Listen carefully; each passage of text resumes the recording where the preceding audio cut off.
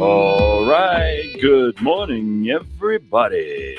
Da-na-na-na-na. Na-na-na-na-na-na-na-na. What's happening, bitches? What's going on? Leigh-Ann Mole, what's happening, Bakh'abantu? What are you people I doing missed this you week? guys last week. Yeah, listen, It's a public holiday. It was a public holiday last Monday, but I have to tell you, I felt last week was just ridiculously busy. It didn't feel like there was a 4-day week for me. I don't know about you people. It felt long. Oh, it was a lot of work also. Yeah. Well, we've made it to the month of October, everybody. Brand new day, brand new week, brand new month. Yee-lee-lee-lee-lee. Are you ready? It's all downhill from here, hey? Yeah, well, I mean, I don't think so. Q4. But this is the best. This is the absolute best time of the year. October is the most beautiful month in South Africa, right? You got all the trees are like bright green, red roses too. I see them bloom. You. Oh man, it's light outside at 6 o'clock, which is it's so good to wake up and like normal creatures, the birds and all the other things wake up instead of that ridiculous crap of like waking up at God knows what time we do when we do the show in winter, and it feels like you're the only creature on God's earth. It's horrible. Battling against your circadian rhythms.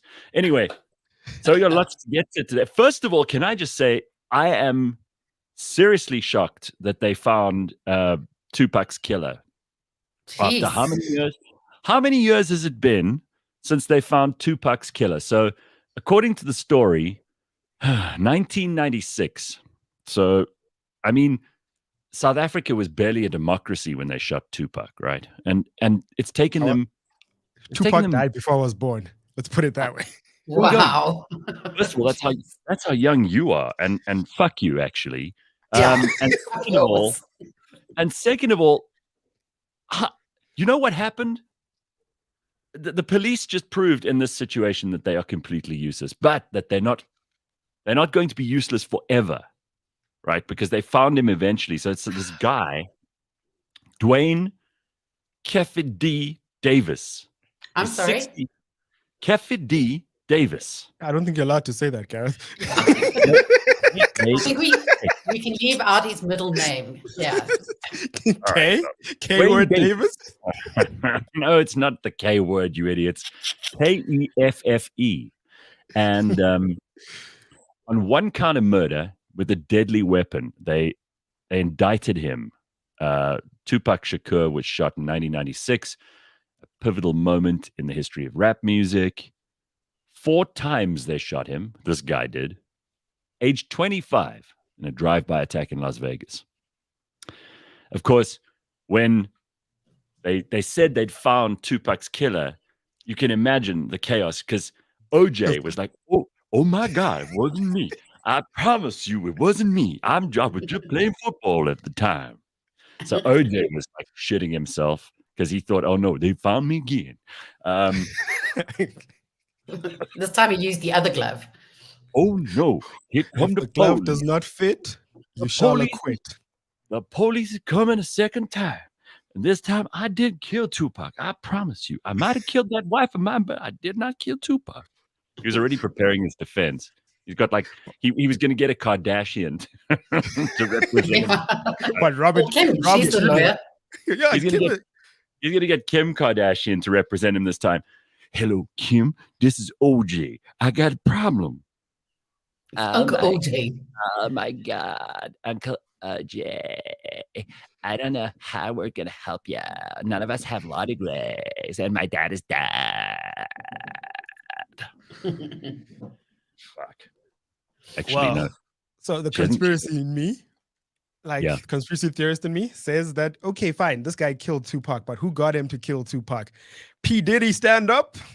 I don't know. Well, we all know Diddy got P. Diddy set out the hit. I don't know so much. I mean, there was a big East Coast, West Coast beef on at the time. And I mean, they got one West Coast rapper and then they got Biggie, and he was the East Coast. Yeah, Biggie. Once they got Biggie, it was like even Stevens.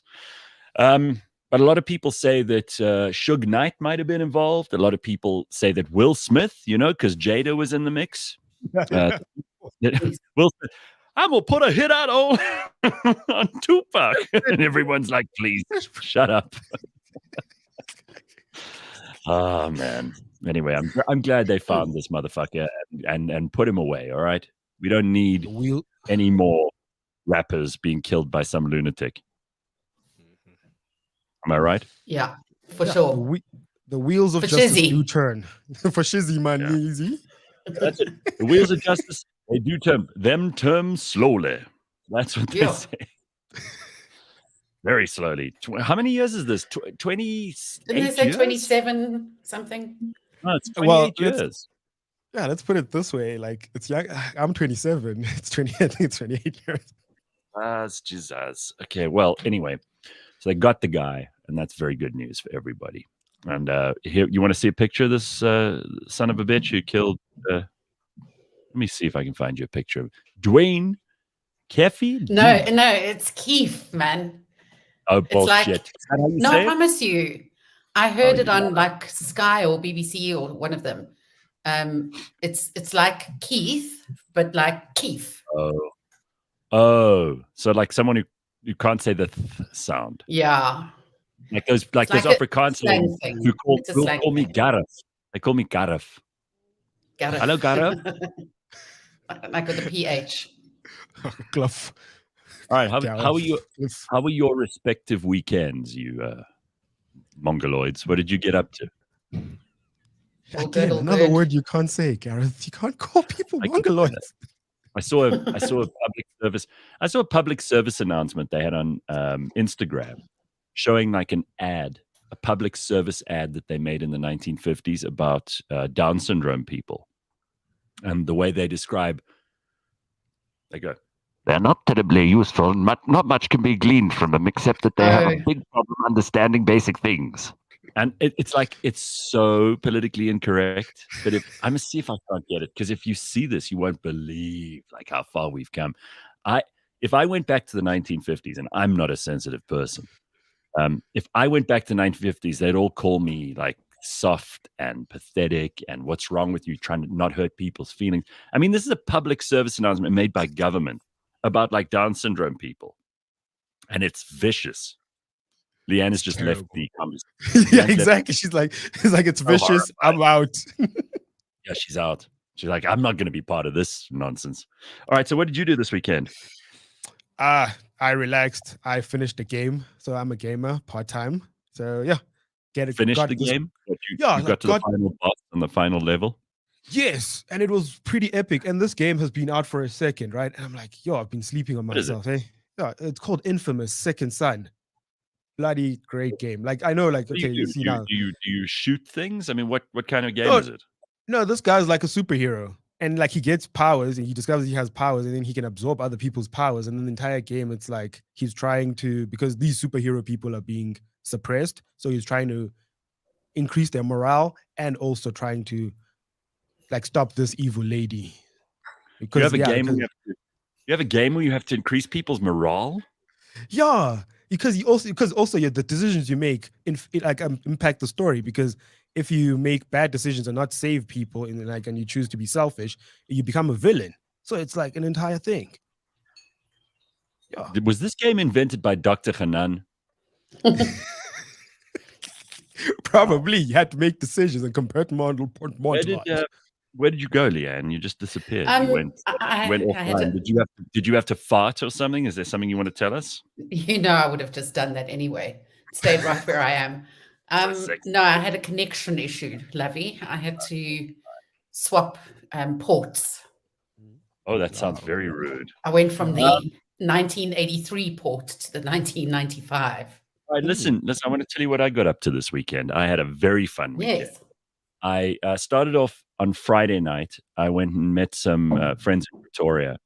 And my one mate, he's like one of these people who he feels like he has to make new friends every time he goes out. So there's this table of black guys and two girls sitting right next to us in this. It's like a noisy place.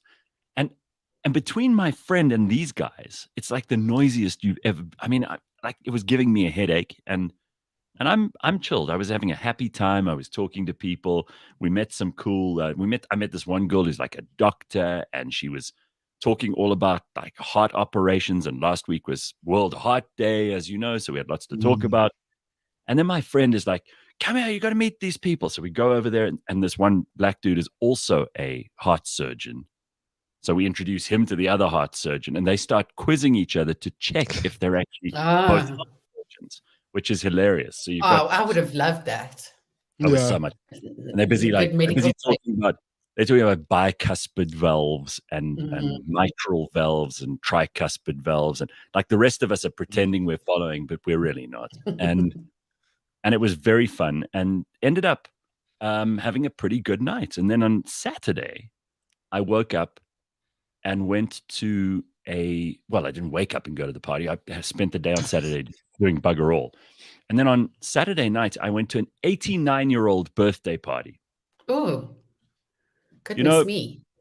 I always talk about how I have friends that are younger and older than me, right? I have friends in their 20s. I have friends in their 90s.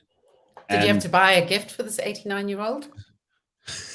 Well, yeah, I took a gift for her, but you'll know who she is because I'm actually going to interview her later today with her two daughters.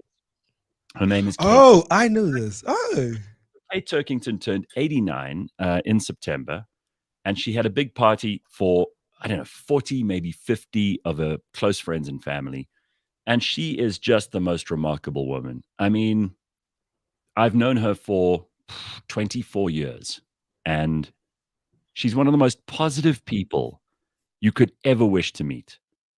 She's just always seeing the silver lining to every cloud.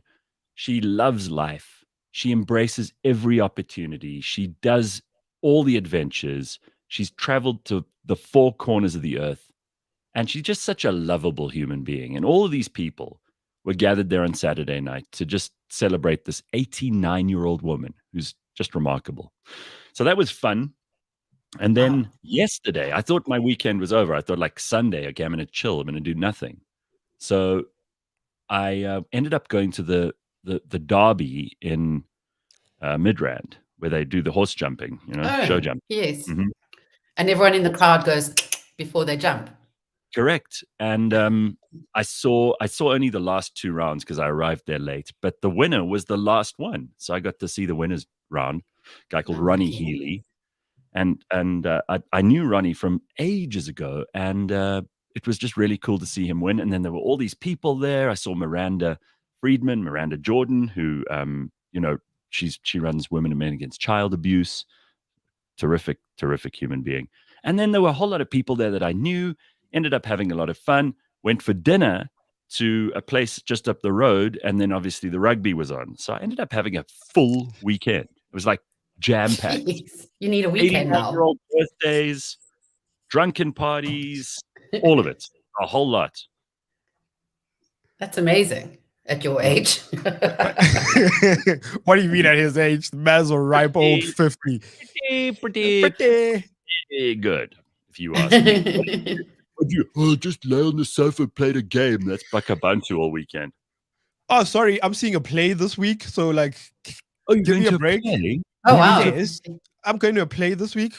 Give me a break. So I needed to get out all the child in me and then focus on my adult life. Okay. Well, I suppose, to each his own. I got to show you this, Leigh-Ann. You'll love it. A picture of what Alice does while I'm doing the show. Little Alice. Yeah, little Alice. She sleeps here but her basket is so full of toys. I'm surprised there's any space left for her. And she has torn up every single toy I've given her. She has destroyed every single toy to the point where they're barely recognizable. But I'll show you a picture of me. She's so serene and quiet. Yes, that's what I wanted to say. Yeah. She's got like a violent streak when it comes to stuffed animals. Well, the toys, yeah. They don't have a chance. Here it is. Let me see if I can put this on screen. Can't see that, hey? Shit. Okay, I'll try and do it just now. All right, so we got a couple of other things to talk about this morning. We'll get to some headlines in just a short while. Dr. Hanan, as I said earlier, he'll be joining us, which is always good fun. And we'll also be talking about some of the stories in the news over the weekend. A couple of these that you might be interested in. Eskom is going to try and control your geyser. Yes, as if they weren't doing enough for you. You're kidding.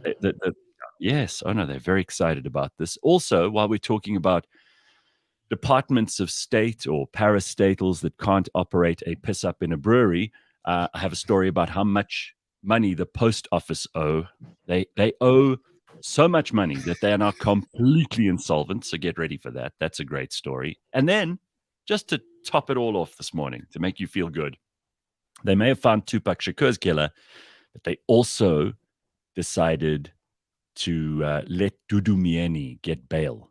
You know, she apparently has no money, but they've given her a 10,000 Rand bail, and they released her on Friday, despite the fact they found all this evidence, and there's so much evidence that she's just a totally corrupt human being. So we'll hear all about that story as well just now. So here's the dog. This is how she sleeps during the show. Look how happy. But yes, all her toys are broken. How did she even break that big plastic thing? I don't know, but they've all been chewed to shit. And then I saw her like finding a space on the edge of the bed. I thought maybe I should move all the toys, but I actually think she likes having them all there. Yeah. She looks a little guilty in that photograph, like she's done something wrong. No, she's fast asleep. Couldn't care less. She sleeps the whole way through the show now. When she was a little puppy, she used to wake up and then go walking around. But now, yes, you used to have to throw things at her to keep her quiet. She would bark. She would just start barking at things. All right. Outer Join says, I got a new phone. I've accidentally signed in with my company profile. Now I have to be all appropriate and cannot swear at you fuckers. Well, you've blown that one already. Yeah, blown it. Sorry. Guys, don't let government agents into your home without a warrant. They can't control your appliances without installing a contact or relay. Yeah, but Ryan, for example, who let them come in and count his TV, he's the kind of guy. Ryan's the kind of guy who'd let them control his geezers, right? Can we forgive Ryan for letting him? It's so ridiculous. But yeah, didn't you agree with him? Didn't you like, oh, this is an actual thing?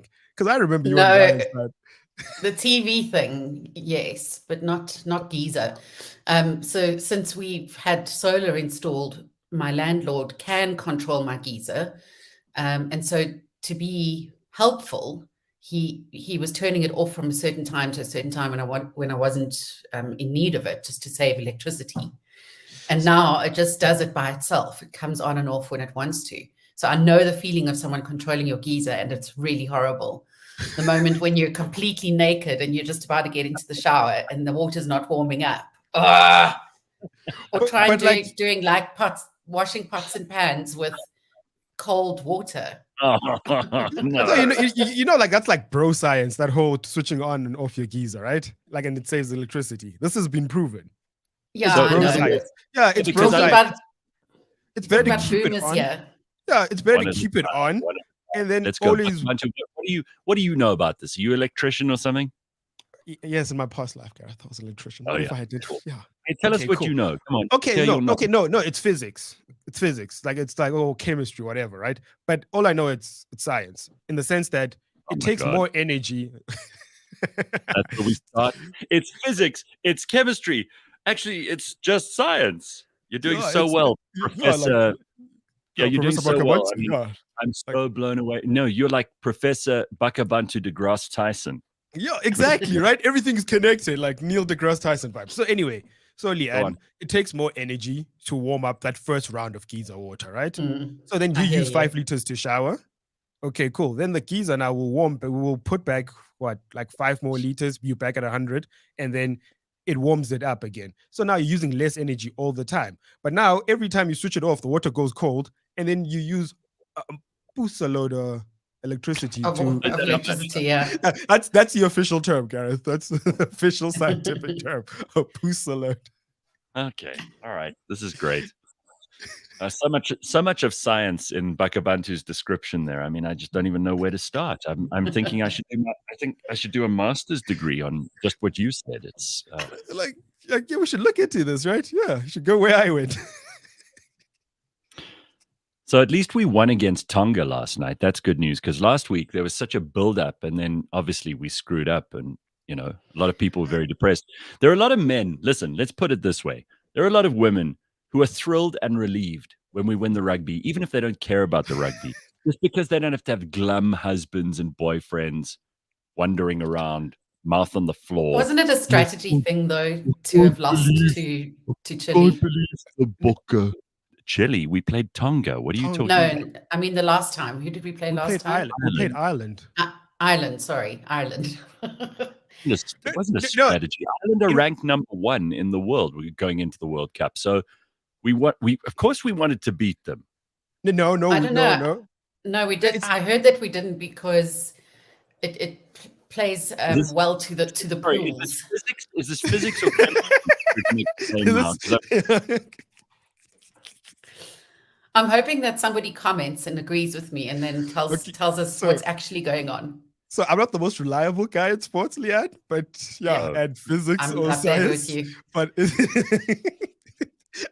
okay, so here's my. So I saw Ben had the most fantastic time at the Ryder Cup, and he'll update us obviously when he's back this week. But he went to a party in some bar in Rome after they'd finished the Ryder Cup, and Europe won. Everybody was very excited, and he got back to his hotel at like 2 a.m. and then sent Ryan the sport. So Ben is definitely sleeping off a bit of a hangover today, without a doubt. Well, like, isn't Ben like 2 beers Ben now? Like, only gym, only in cold baths. He's probably awake. Apparently it was boiling hot in Rome. People were complaining it was like well into the 30 degrees C, and you had to try and find shade wherever you could. But it sounds like it was a hell of a party. And also, I suppose one of the things, and he also hinted at this when he was on Friday, is that so many of these players, this is the only time they're ever in a team, right? So usually golf is a very individual sport. So they all have a big party together and they all get along and it's really fun. And probably the first time that these golfers get to feel like that in as long as it takes for it to come around again, So before we try and, because we are not, clearly we've thrown away all credibility between you and Bakh'abantu about rugby, about physics. Thank you to Don for the comment. Don says, what Leigh-Ann is trying to say is if we lost, we played France in the semi-finals. If we won, it was the All Blacks. That's what I heard. I'm not saying it myself. Trust me. I'm certainly not claiming any kudos when it comes to sport. But that was the thing I was talking about. All right. Bryce also agrees. I just don't know. Okay, so let's talk about this Eskom thing because it's got people talking, right? It's got people very worried. Eskom planned to remotely control household electricity consumption, with the utility successfully implementing a pilot program in 4 ways, and looking to expand the installation of smart meters across the country. This was revealed in their State of the System briefing on Wednesday. State of the System briefing. Like we were all watching. Weren't you watching, Gareth? No. Where the utility outlined its plans to reduce load shedding in the coming months. Apart from the improvements to the performance of its generation fleet, Eskom is looking to remotely manage household electricity demand by installing smart meters. Eskom's Group Chief Executive for Distribution, Monde Bala, said that the rollout of smart meters to residential properties will continue apace in the coming months as part of Eskom's demand-side management program. Because they have nothing on the supply side of their management program. So it all has to be about the demand side. We'll cut your electricity or we'll control your geyser from far away and probably do a shit job of it. Yeah, like we don't want you to use our product at all. Definitely not. You don't want to put Eskom and manage in the same sentence. I would love to see if the people who are in charge at Eskom even walk upright. Like, it seems to me that I'm almost sure that if you go there, you'll find like early man is at the control. The missing link. Like Cro-Magnon man is sitting there at the controls going, like smacking buttons. And we've been looking for him in the ground the whole time. We've been looking for fossils, but early man is in Eskom HQ at the control board. I don't know how people walk in there with their shoulders back just out of shame. Well, I mean, have you ever you've driven past there, right? It's in Sunningdale. So, Sunning Hill, Leigh-Ann. Sunning Hill. Yeah, like the megawatt. What megawatt park? Yeah. mega puss park or whatever.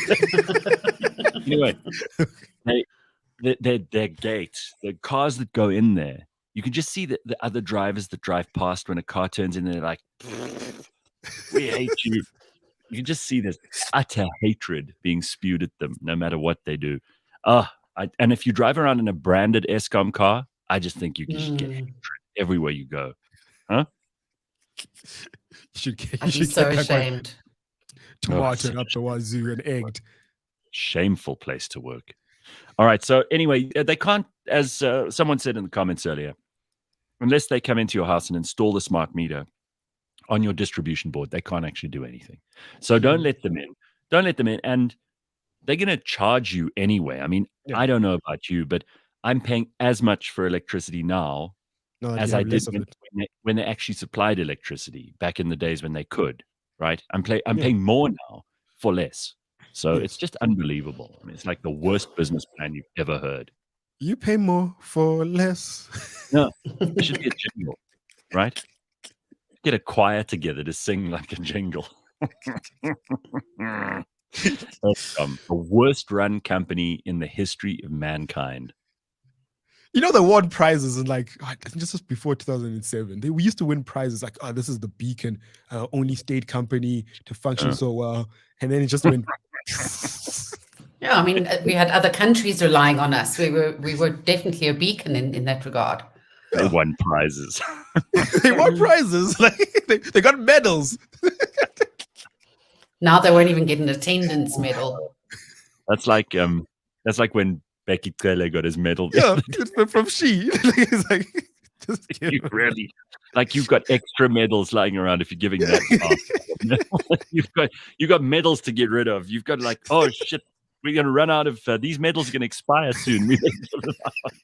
Someone needs to get these medals. Clearance sale. Someone needs to get these medals. Unbelievable. What a joke. So the post office, you're going to love this. And then we'll get to Ryan with sport. Ryan, are you comfortably ensconced there and ready for the sport? I am. But I'm listening to these stories. They're hilarious. This is the best. Actually, there's another one that's even better still to come. But the post office is now completely insolvent. They have 12.5 billion with a B rand of debt. 12.5 billion rands worth of debt inside the post office. Well, their debt obligations have increased to 12.5 billion. Joint business rescue practitioners Anush Rulpal and Juanito Damons have been working with the South African Post Office to address their financial issues. The asset base is dwarfed by their total liabilities of approximately 12.5 billion as of July 2023. So it might even have got worse since they did this assessment. And they owe everybody money. They owe their own. How do they owe everyone money? Because they don't deliver anything. Like packages don't get delivered. They steal the money out of the packages. And when they do deliver a package, then the tax on that package is like more than the package cost when you bought it off Amazon times 10. I've actually left a few packages at the post office for that reason. Mm-hmm. Yeah, I refused. They charged me way more than 10%. Yeah, and I told them, you know what, keep it. I don't need it. I'll write it off. A friend of mine just did that also when he got like a huge package when he ordered from WWE or something, and then he's like, "No, there's no way I'm taking it. They can just keep it." And then they sent it back. He's like, "Nah, it's a loss, but I would have paid more to get it." They won't send it back though. They'll open the package and keep it for themselves. They'll keep it for themselves. Like it'll be some dude at the post office counter, and he'll like open up women's lingerie and like take it home and try it on. Then pick it up this time. It's fine. I'll keep it. Charge it to the game. Oh my god! Is that what you order off Amazon, Gareth? Women's underwear. So, well, I mean, how do you know? Starting this morning's show, then they found Tupac's killer. Eskom is trying to control things that they do not yet have control of to fuck them up. In other words, they haven't fucked up enough. They still want to fuck up some more, but they've run out of things to fuck up that are within their control. So now they're going to find new things and bring those into their control so they fuck that up too. And now the post office is bankrupt. But I have an even better story for you in a little while. Oh, yeah. Oh, no. There's more. I want you to remember as we head towards the election. I want you to remember all of these stories because people have a short memory, and they'll see Cyril on TV the week before the elections, and he'll be going, "Where's my iPad? They've stolen my iPad." And then he'll come on and he'll go, "We've done a great job. We have a good story to tell." You know that shit. And people would go, actually, the ANC's not so bad. I want you to remember these stories then. I'm going to drum it into your head every day until then. Ryan, what do you got for us in the sport? Give us proper sport that Leigh-Ann and Bakh'abantu and I can't screw up. Okay, well, let's get into the World Cup. On Friday night, we had the big one. We had New Zealand and Italy, and New Zealand bulldozed Italy 96-17. Then Saturday, we had Argentina and Chile, and Argentina took that one at 59-5. Then we had Fiji and Georgia, Fiji 17, Georgia 12. And then Scotland and Romania. Bakh'abantu and I were talking this morning. We think Romania just show up. Like, you know what? 84-0 to Scotland. That's embarrassing. Jeez, big score. Wow. It's not the first time either. It's not the first time. Romania are like the Eskom of the World Cup of rugby. They just keep trying. Hey, but they show up, you know. No, as coach, Ryan, what do you say in that locker room? You just got whooped 85-0. What do you say? Guys, you're in a World Cup. Enjoy it while you're here. Oh man, I don't know. Just here for the food. The Romanians are probably there for the drinks or the catering or something. Well, at this point, I feel like they must just take advantage of everything that comes with it. Then we had on Sunday, we had Australia and Portugal, 34-14 to Australia. And then, of course, South Africa came in 49-18 to Tonga. Thank God we have a kicker. Andre Pollard was called up, and he got every single one. And then Liebox came in, and he got all his kicks too. So I'm stoked that we actually are kicking ass. Call him Liebok. It's Liebok. Is it Liebok? Liebok. I say Liebok. Maybe I'm just listening to the commentary. Are you Afrikaans, Ryan? No, I'm not Afrikaans. Oh, praat jy Afrikaans? Net 'n bietjie. All right. And then let's get in some Premier League. Aston Villa beat Brighton 6-1. Manchester United lost to Crystal Palace 1-0 to Crystal Palace. Newcastle took on Burnley. They won 2-0 there. Wolves actually beat Man City as their first loss for the season. That's 2-1, unbelievably. Bournemouth 0, Arsenal 4, and Spurs 2-1 to Liverpool. And Chelsea play at 9 p.m. tonight. So there's that. And then to end it off, I don't know if I'm saying this right because I don't watch golf, but Ben wrote here, the Ryder Cup, Europe 16.5 and USA 11.5. USA still winless in Europe since 1993. That's a big win for. I mean, listen, the US, they really wanted to win this thing clearly, and I think they were doing their damnedest. But it's amazing how like the crowd would actually boo the Americans. It was funny. Like if the Americans hit a bad shot, the crowd would be like, fantastic. It's really great. I was trying to watch it this weekend just to see like what it's like to watch golf and try and understand it, and it was like, I don't know, I couldn't grasp it. I think Bakh'abantu also put on this weekend. I did. I told you, dude. I don't get what's going on, but like, hey, it seems like a joke. Oh yeah, it was full. It was awesome. Yeah, definitely we're gonna win with Pollard for sure. All right, so this of course is brought to you by Super Bets, and if you placed any bets over the weekend on any of these winning teams, you will be feeling good this morning. You'll start October with all the right things and a little bit of extra money. Of course, you have to go along and sign up if you haven't already. It's fun. I mean, it just makes everything, if you're a sports fan or you're not, it just makes it that much more exciting.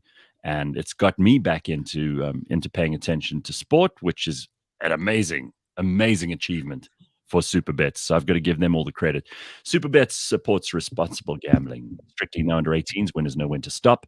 The South African Responsible Gambling Foundation's toll-free counseling hotline is 0800 006 008. And the Tyron one says, thanks to Ben's Instagram posts from Rome, myself and two mates decided to start saving for the Ryder Cup 2027 in Ireland. Nice. I don't know what they're gonna do. They're gonna drink so much. Yeah. People like that. That's what the Ryder Cup is. Who are talking about? No, but this? in Ireland, of all Ireland, places, yeah. it's even worse. The Irish. Can you imagine?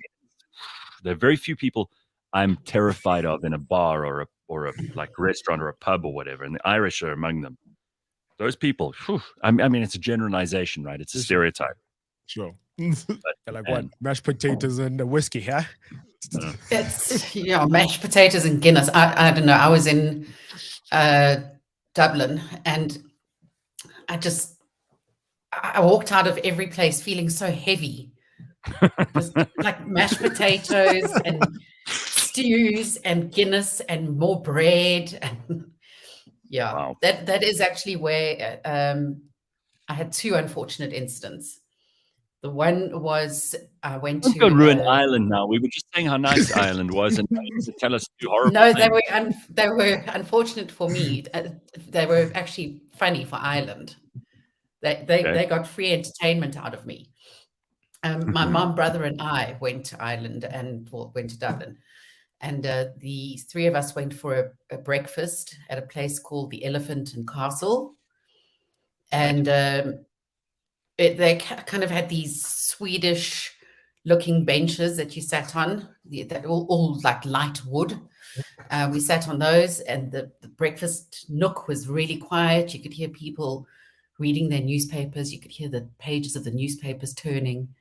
Really, really quiet, and people are chattering and the clinking of coffee cups. Yeah. And I felt a movement in my lower bowel. Oh my God. And thought I would just let out something small, just a small package that I would share with only myself. And against this wooden bench, it echoed and it reverberated. But if I tell you, the level of the noise was like, bah! It came out so loudly. I got the shock of my life. My brother stood up in the restaurant and pointed at me and said, Leigh-Ann, you get up now and you apologize to everyone in this restaurant. Because everyone heard there was no mistaking. There was absolutely no mistaking. He was so angry with me. I said, but do you know what shock I got? Because it came out of me. I mean, I'm the victim here. Really. My mom was hiding behind her menu. She didn't bring her face out of the menu until the entire restaurant had turned. In other words, the last person who was there to witness it had left. Hugely embarrassing. And the other time was after one of these said evenings of heavy potato and bread and Guinness. And actually, I wasn't that inebriated. Again, it was just my mom and brother. We went like into the basement of this restaurant, had this heavy meal, and then had to climb like a ladder to get out. And when we got to the top, we were walking along the cobbled road, and I tripped over one of the cobbles. And I slid. Well, I firstly fell onto a parked car and bounced off the bonnet. And then I slid on my stomach all the way along the cobbles and ended up underneath a romantic bistro table of two people who were on a date night or something. And I got up to like fix my knees and pick up the flesh. And I couldn't see my brother or mom anywhere. They were across the road. My mom was holding her bladder. She was laughing so much. They'd completely abandoned me. Completely. So yeah, those are my two experiences: the Elephant Castle and Elephant's Please Stay in Your Car. I'm thinking of putting this sign up at my house, along with all your other signs. I don't mind a sign, Ryan. I think a sign is good. People know where they stand. No, it's actually so funny because we had a guest come in to record a pod the other day, and they were like, they need to use the bathroom or something. They're like, no, don't worry, Gareth. I know your bathroom. No, hang on. Certain activities are not allowed. Yeah, exactly. Before we move any further, if you're listening to us now live and you have a problem that you want to talk to Dr. Hanan about, get it ready because we'll go to the comments. He's ready to answer any questions this morning. But if you've got them, get them ready, type them up, send them to us, and we'll put them to Dr. Hanan next. I know Leigh-Ann and Bakh'abantu and Ryan all have problems, but we don't have enough time for all of those. No questions on island and cobblestones and loud bars. We'll be here until Thursday. Someone came into the office the other day, and there's a bathroom right next to the studio, and then there's 3 other bathrooms that are a little bit further along, and we try to get people to use the ones that are further along, because the one right at the studio, it's like the noises and things, and it's just very unpleasant. So this one dude, I think he came in with Canthan, and he was. Did you see? He was in there for a long time, right? No, because I watched this happen, right? So I'm down the passage, and then he asked for the bathroom, and then Canthan is like, "Okay, there's 2. There's this one and this one," and then he can't decide. He stands there for like 5 minutes. He can't decide, and then he finally goes down to the one down the passage. Guy meets up with Sis Jane. Sis Jane is like, "No, go use the one up there, outside." Sis Jane is like, "Go use the one outside." And then he goes back. And then right when he was about to use the one Catherine showed him, because he doesn't know the outside one. He's about to enter, and then you just come in to blow your nose, and then he just wanders there. And Why is he using? Listen, I'm with Jane. I'm with Jane on this. Honestly, we must not let people use that bathroom. We must just be very. This is the background. Then when he went in, he was in there for a long time. Oh yeah. You know what happened? Everybody knows the rules. I don't want to talk about this again. It seems like we talk about No, we don't. We don't have to. I do not understand why people need to poo in other people's bathrooms. Why? What lack of self-control? Gareth,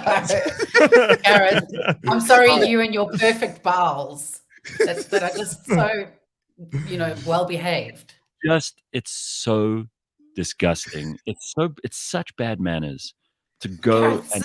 I feel like I feel like they don't enjoy it themselves. It's just you people not have any Leigh-Ann's horrified by this. Like, I'm saying that that if you will only go to the toilet at this time. I'm not being like a Nazi about it, but for heaven's sake, like, you can control that.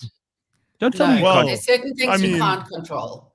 If you haven't run around. You just run around in complete fear that the next minute you're going to need to take a shit suddenly. Is this how your life works? It could be something you ate. It could be like something on the way. Come on. How many times does that happen? Listen, the biggest victims of surprise poos are women. No. I promise you. Why are you taking? It's hormonal. There are women listening now who are horrified that you would drag them in your lack of self-control. And listen, it's not a surprise if you eat the bottom after eating mashed potatoes, bread, and Guinness. Your inability to be digestively disciplined does not mean all women have the same problem. All right. So you first of all apologize.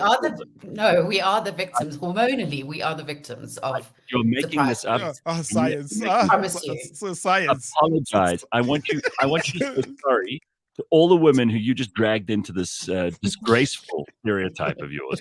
Frankly, paints a terrible picture of women, and it's not fair. There are lots of women who have complete control of their bowels, and they're in the comments section and they're outraged. And I want you to apologize. I'm not saying that I just walk around shitting everywhere.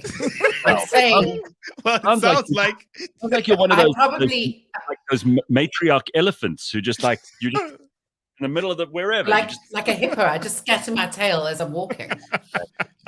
Hell. No, Gareth.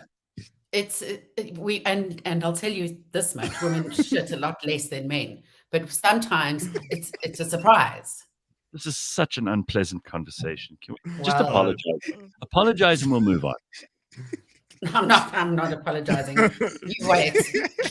There we go. Where are my friends? Yeah, I need to talk to the doctor about her problem. No one is supporting you in the comments. They're all on my side. All right. So let's close this for the moment, if Leigh-Ann can, and let's go to Dr. Hanan. All right. What a disgusting conversation for you to come and join us on. I'm sorry, Doc. I mean, here you are. You're a professional man, and you have to be drafted into this filth. Make me You blush. know, it was. I'm about to come on the show. I prep myself. We're about to talk Yes. about things that are serious, mental Yes. health and people's current and future. And the first thing I hear is surprise poos, and I think that's really sets the tone. So revolting. So, Doc, is it a lack of self-discipline? I mean, a lot of people claim that their body and their actual physical feeling is the only thing that matters, and it's all like down to physiology and anatomy and whatever you've eaten and all this stuff. But let's just be fair. I mean, there are a lot of people who also talk about psychosomatic conditions. In your practice, have you encountered people who have the ability to make themselves better just by thinking it, or to make themselves worse by thinking it? And do you think there's any science that could back this up? Definitely, 100%. The mind and body work hand in hand. You can make yourself sick, even though physically there's nothing wrong with you. You can make yourself sick just by the state of mind that you're in. And I'm not saying you can cure cancer with thoughts, but certainly your body is affected. The immune system, the way your body circulates, the way your body functions, with a better state of mind, for sure. No question about it. All right. I mean, so there are things like anxiety, and think about panic attacks, completely related and psychosomatic. The panic attacks and anxiety that I experience, it feels like your throat is closing and you're literally going to die. And I've also read before, and maybe you can help me out here, Dr. Hanan, that some people have been known to cause their own heart attacks while they're having a panic attack because they truly believe they're having a heart attack. For sure. Your body reacts to where your mind is at. So your body always convinces and justifies why you're having those fears and thoughts. So for sure, your mind can certainly create a really severe physiological reaction. There's no doubt. Before we go to the questions in the comments section here, I just want to ask you something that we haven't spoken about for a very long time. I mean, you obviously pay attention to all the latest conversations, discussions, papers, evidence, treatment, all the kinds of things that are happening in the world of psychology, because it's always evolving, right? Are there any things that have surprised you in the last year or two? Are there any new findings that have really blown you away? Is there anything that you've discovered that in your many years of practice is totally novel and that you find interesting? The most interesting finding that I found, and I think you know about this, was probably about a year ago, where they found that serotonin has no link whatsoever to depression. So for 50, 60 years, drug companies have based their drugs on the fact, in inverted commas, that lack of serotonin causes depression. So they have they've designed drugs specifically to increase your level of serotonin absorption in your brain. And now we find, exactly.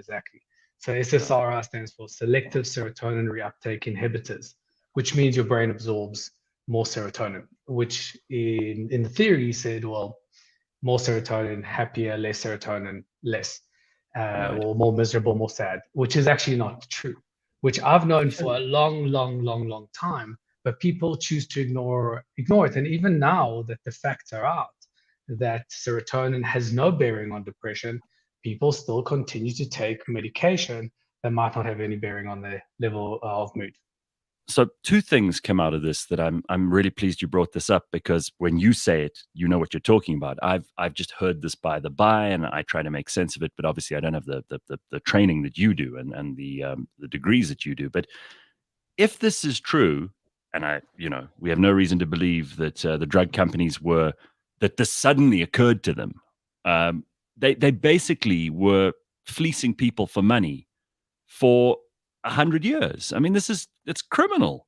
Shouldn't there be someone going to jail for this? I mean, it really does sound to me like they knew this stuff wasn't working and they just carried on filling the shelves in the pharmacy. Pharmacists keep selling this stuff. These poor people who are depressed to keep taking the pills. probably would have done them just as good. Take salt or sugar. I mean, it's outrageous, actually.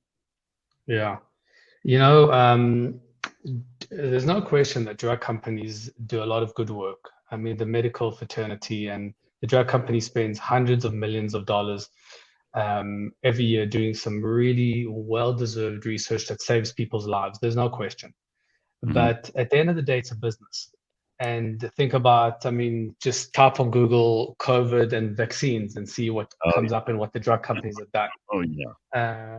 The fentanyl issues. Apparently we got an extra 10 or 12 billionaires just because of the COVID vaccines. 10 to 12 brand new billionaires arrived on the list thanks to these vaccines. What a win for them. So I always advise people to question what they put into their bodies. Question. Don't be afraid to ask your doctor, why are you prescribing this? What's the reasons for it? What are the medical reasons for it? Does it have really long-term effects? Does it have negative side effects? Why are you saying it's good for me? And by the way, if the doctor cannot answer or brushes you off or is acting passive aggressively, it is the wrong doctor. A doctor should explain to you and dumb it down to you in a way that makes sense to you. You're in charge of your body. Make very sure that whatever you put into your body makes sense to you. Yeah. All right. Okay. I think it's important to cover that. The other thing is, if these things didn't work, these SSRIs, is there other medication that does work for depression? So depression is not just I'm feeling. It's not as simple as I'm feeling sad. Medication is a physiological condition. So my body feels a certain sense of a low, and in the wrong state of mind, we were talking about the mind and body, that can trigger off depression. These drugs, what they do is they change your physiological state. So think about your mood when you're having a Red Bull. Think what happens to your mood then.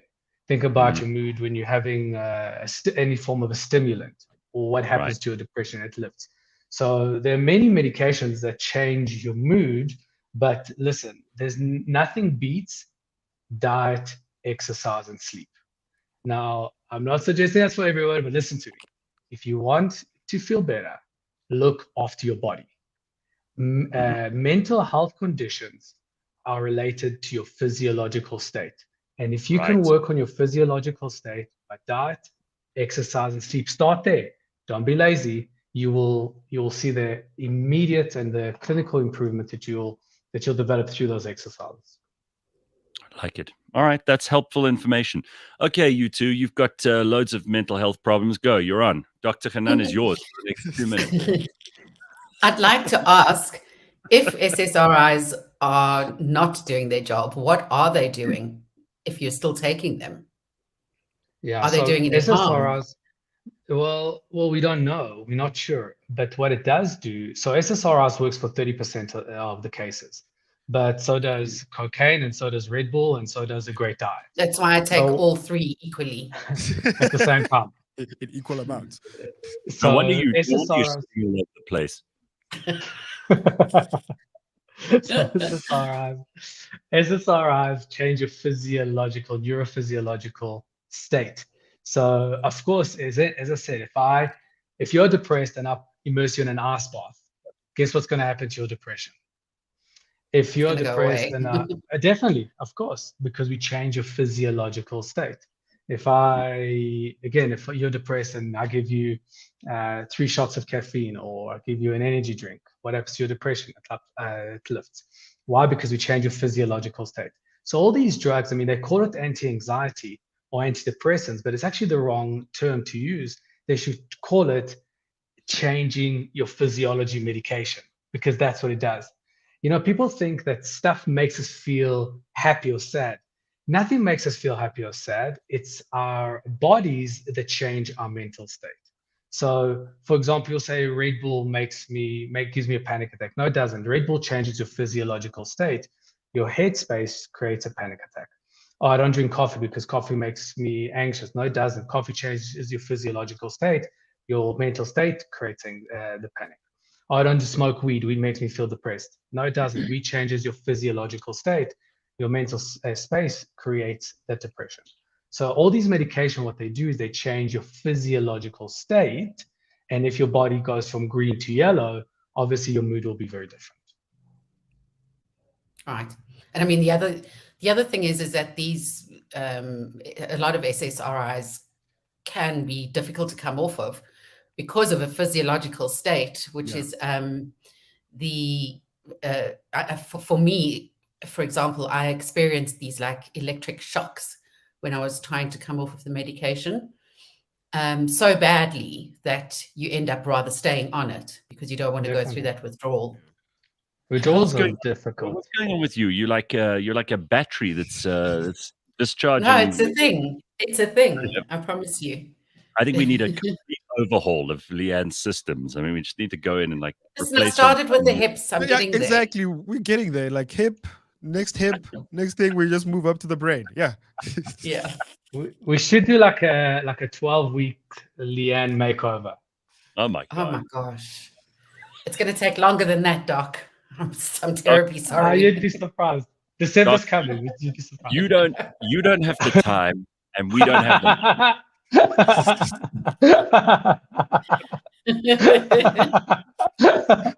All right. Crowdfund this. All right. I'm sorry, we got nothing done. Like Leigh-Ann when she's just waiting in case she's going to need to do. She's like sitting there for an hour, like I could come anytime. So we're just going to have to end this fun for today. But we'll get you back on next week, Doc. And we've got lots of other questions you didn't get to here in the comments. So I'll get to those later, and we'll get you back on to answer some of those. Thank you. I look forward to it. Have a good week, guys. All right. Thank you very There's much. Dr. None, everybody. We wasted his time this morning, didn't we? Oh, you guys. Oh, what a disgrace. What a disgrace. Here we are. We have the best psychologist in Johannesburg on the show once a week. You can't get an appointment with him. It's like hen's teeth. You have to book for 2028 or whatever. And what do? We waste his time for 15 minutes. I got a lot out of that. Oh, really? To be honest. Yes. So much so that I have to go to the loo. So I'll see you in a bit. Surprise shit. All right. It's 7:00. We better go to a break immediately. Otherwise, we're going to have a big accident with Leigh-Ann. All right. Go. Quickly. In the Auto Trader podcast. I read an interesting article the other day about this new concept and phenomenon called car sharing. I don't know if you've seen any articles or... Yeah, I mean, I've seen it around seen of it around the world, and it's really another version of it's like rentals. Well, yeah, it's another version of rentals. It's not ride sharing, because ride sharing is, when you share a ride with someone else that maybe owns the car. Yeah. And you might pool and pay for that.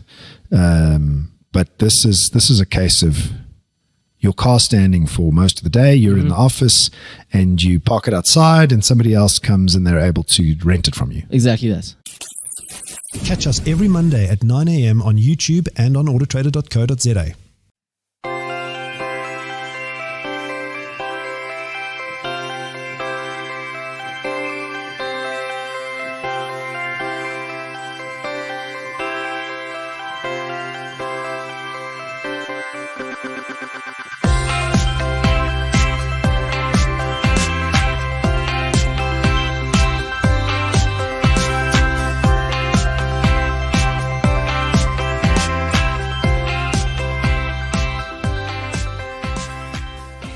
With those cable breaks, the biggest problem was effectively how those cables had been put into the sea in the first place.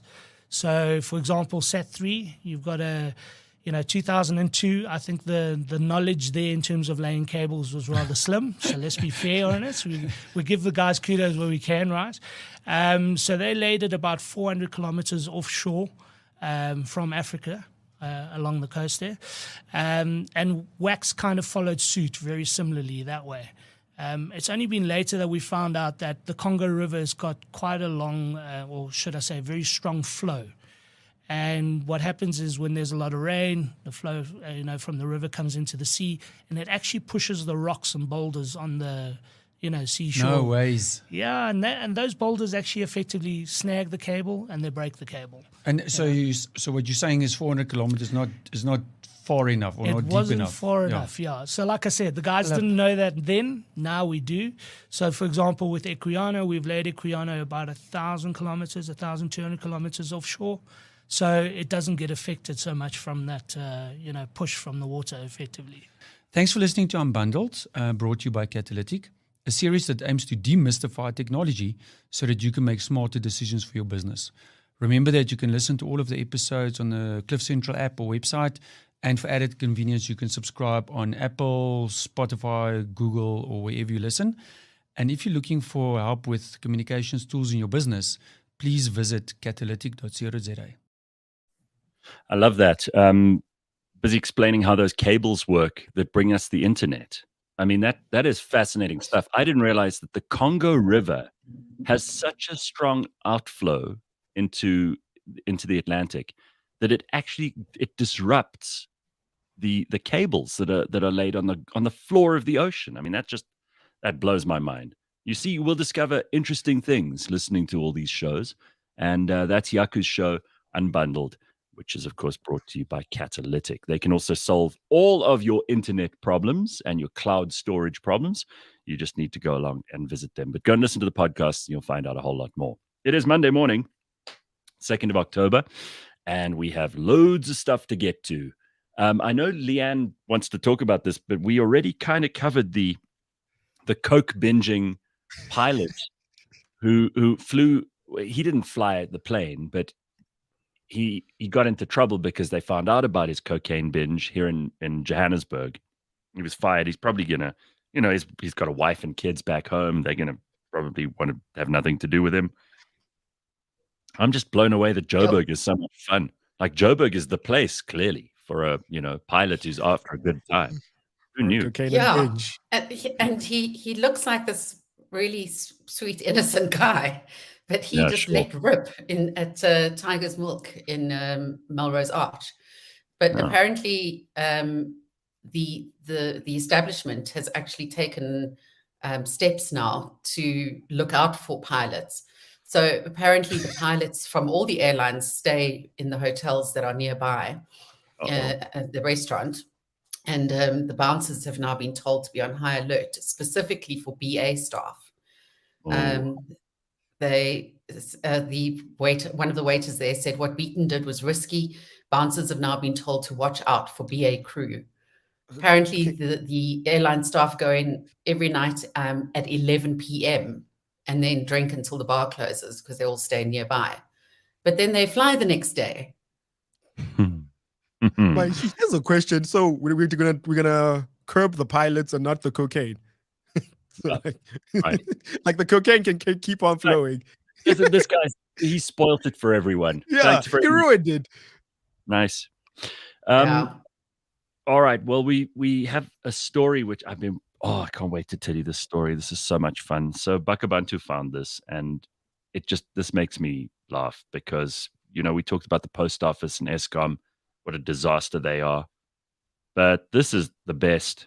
So apparently some municipality in the Northwest paid they paid 2 million rand for 2 laptops. Both of them. Right. What, Gareth? Two. Not 200 or 2,000 laptops. For 2 laptops, they paid 2 million rand. So apparently the Hawks descended on this Northwest District municipal manager and businessman. I love the way because if you're the municipal manager, you can also be a businessman. They apparently got into a situation with 134 million rand having been spent inappropriately. The Bojanala Platinum District, who the hell knows where that is? Here's the guy. I mean, it's obviously around a mine or something. Here's the dude being arrested. This is just so funny. I mean, here's a picture of him, and they're putting him in the car. There he's the guy in the blue shoes, and the Hawks are putting him in the back of the car. He's got like a backpack on, probably full of money. And they take him away. What a joke. The Northwest, really. I mean, what is it about that province? Like we were talking earlier, like they once were caught in a scandal where the municipality was paying for people's DSTV licenses. So it's a joke. They're just like, let's just put it on the bill. Like, Add this to the bill. God, I love it. so Anyway. one of the things that they had was what? I think 10 million paid to an events company with no address. That's right. They had an event without an address. So they had an event for 10 million. Maybe it was a rand. virtual event. Never know. Let me tell you something. If you do any work with government, and we haven't, so I don't have firsthand experience of this, but if you do work with government, there's like a pile of papers. You have to fill in forms and papers and declarations, and you have to submit your finances for the last 200 years. You have to show them your actual ID. Then you have to get a certified copy of your ID. You have to jump through so many hoops to do business with government. But for what? Because the reason you're doing all this paperwork is supposedly because it'll cut down on corruption. But these guys go and buy 2 laptops for 2 million rand, and somehow it gets through the system. I mean, it's unbelievable, right? Crazy, man. Jeez. Jesus. Unreal. So apparently also the amount was 134 million, right? There was a housing project that was they transferred the money incorrectly to this municipality. Despite the provincial government discovering the error within 24 hours and instructing them to pay the money back, they used it to pay for goods and services at inflated prices. Like within a day, it cleaned out the bank account. They paid 359,000 rand for lunch. They paid for one lunch. Okay, 359,000 rand. For one lunch. 299,000 rand was spent on the distribution of 60 food parcels to a local municipality. That worked out at 4,992 rand per food parcel. What did they put in there? Caviar? Gold leaf? Yeah. I mean, what did you have? Goodness me.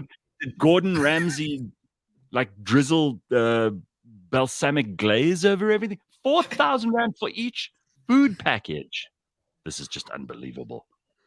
And they gave 500,000 rand to a local soccer team. Right. We've never heard of. 500,000 rand to a soccer team we've never heard of that will never win anything. Unreal. Yeah. There's a good comment by Super Jacob Zuma. Yeah. I used to work at Bojonala.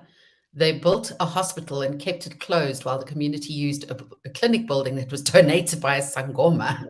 Jesus, what a place. It sounds like it's totally backward, that place. He says, when I left, they wanted to break down the hospital and rebuild it. I mean, there used to be a bug spray in the 60s called Common Sense. Yeah. And that's the question here is, where is that common sense? We need some of it. These guys are they're so bad at the crime too. It's not like they're even good at being crooks, you know? Like if you're a really clever crook, they have to do a forensic audit and like track down the money, and it's going to be really complicated. They've got several bank accounts, and these guys, it's like, no, we've spent 300,000 on lunch. Just write it down, Chief. Just write it down. Yeah, we're done. It's so funny. It's what's hilarious here is not the actual story. It's how bad they are at it. Like you keep saying, it's amateur hour. I mean, nobody bats an eyelid when you get 2 laptops for 2 million rand. That's 1 million rand a laptop. I mean, I don't think there's a computer anywhere in any university in the world that would cost you 1 million rand now. The cost of computers is, you could buy the fanciest MacBook and it'll cost you less than 50 grand. Currently, the world's most expensive computer is the Windows laptop and it's an online PC with all this stuff, and it costs 125K. So They that's got the expensive There computer we you can go. buy. most expensive computer you could get. And this thing is like the one that they bought. It's like 10 times the 10 price. times that. Yeah, And you know what? yeah. It probably had email and like Safari. like Windows 95. Oh, man. Microsoft Word from like the late 90s. No, because it number one, we understand it needed an internet connection because they needed to Oh host my these God. events online. Yeah, wanna these see big what the virtual events. These virtual events. Here's what the laptop looked like. That's it. I show the picture of that guy. Imagine that guy using this is like, This guy. like a Yeah, this is the yeah, this guy. Like, I need this. I need this to is fix great. everything. Yeah, I'm just gonna say again, elephants, please stay in your car. Yeah. And they were trying to put him in the car, Gareth. Oh my God. What a disgrace. I mean, you gotta laugh, right? This country is full of hilarious stories every single week. You don't even have to try. Okay. But as Max so Sony points out, it's what? apartheid's fault. As Max Oh, Sony points out, it's apartheid's fault. Like, absolutely. Yeah, Yeah. I know. yeah. Carte Blanche, apparently Audrey says Carte Blanche exposed the 450 mil, which was meant for football development after 2010. Plan was to only use the interest, but all the capital's gone, cleared out. And you know what? These guys are not even buying, they're not even like hiding it in a Swiss bank account or anything.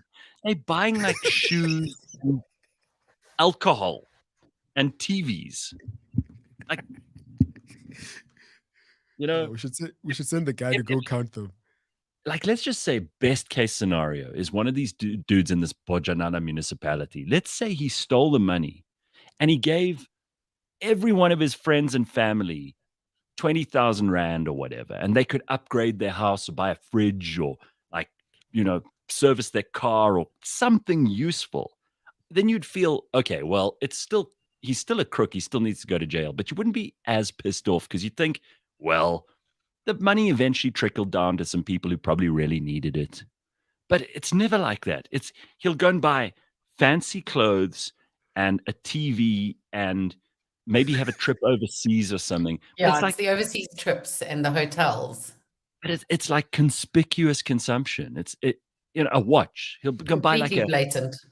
a guy like this guy they're putting in the car, right? This guy, he's not, those shoes probably are the only thing that he got for his money, right? He didn't go and like invest it in like stocks or, buy himself or put it into his business, which we know he was running on the side, right? He didn't do that.